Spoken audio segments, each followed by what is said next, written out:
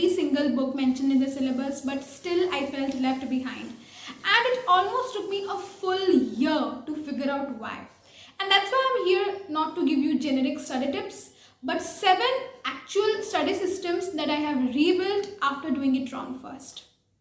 This is a quick disclaimer I want to give you before starting the video, is that I'm not going to tell you that engineering is easy and there's a particular method which works for everyone. But I'm going to tell you that what changed for me from a rough first semester to a much calmer second semester.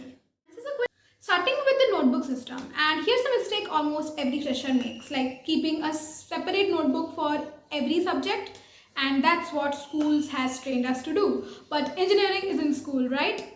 So yeah, you can keep separate notebooks if your teachers are asking them to be submitted later on, but alongside you have to keep your own personal notebook. That's yours. That's your personal system.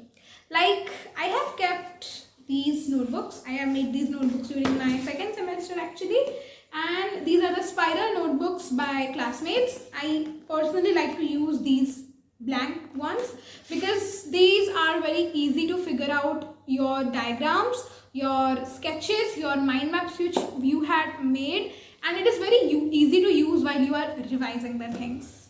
Nextly, I'm going to burst a myth regarding CGPA. So there's a trend on internet which says CGPA doesn't matter, and I also believed it until I didn't.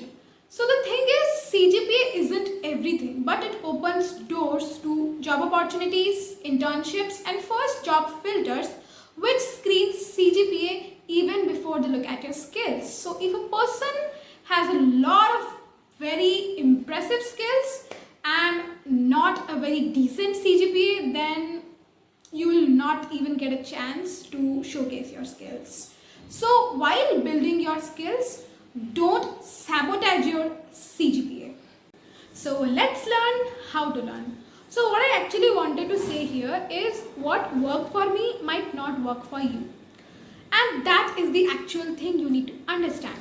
Engineering doesn't hand you a study method. It expects you to build your own. And here are the things which saved most of my time. So first year college syllabus recommended us a stack of textbooks for every single subject, and I thought I have to buy every single one. But yeah, I didn't. What I realized is that you have to understand the concepts, not own a book. So I leaned to PDFs, previous year question papers, which seniors passed us down, and this thing happens almost in every single college. So most importantly, we are in the era of AI. LLMs are there to explain you every single concepts in the most easiest way possible.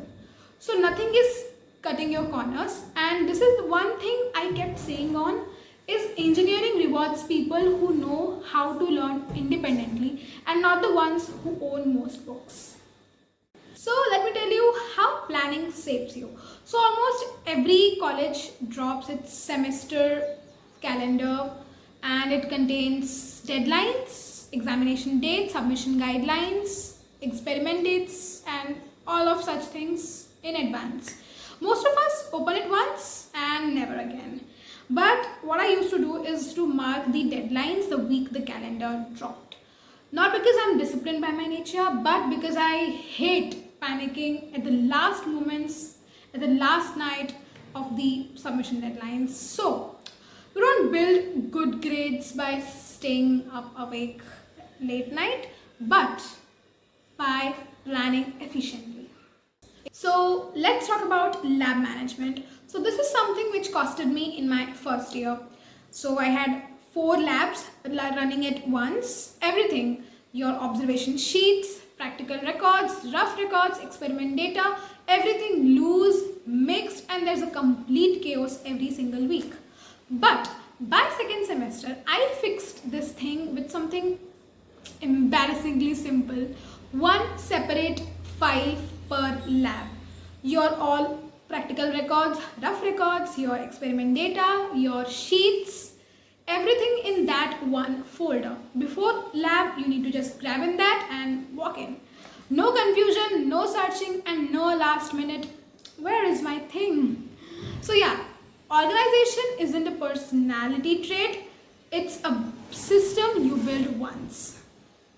So let's talk about one of the most ignored factor, presentation. No, I'm not talking about creating slides, but it's about how you show up, how you carry yourself, how you write an exam, how you perform in front of the examiner during a viva, how you coordinate with your lab partners during a lab experiment.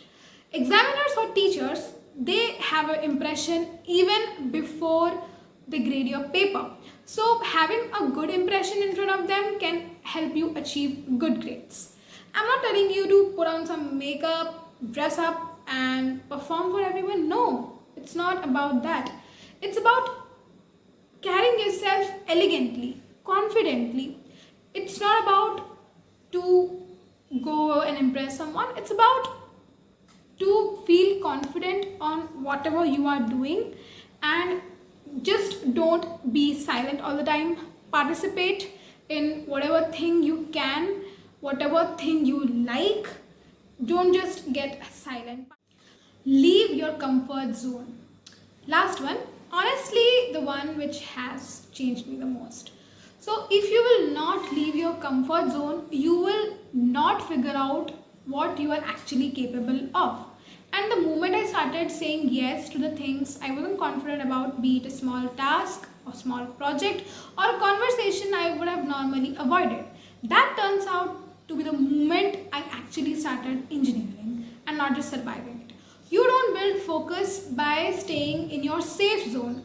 You build it by doing the things which makes you a little uncomfortable on purpose, on repeat. None of these are secrets. They are just the boring, unglamorous systems nobody tells you about. Because study smart doesn't fit on a motivational poster.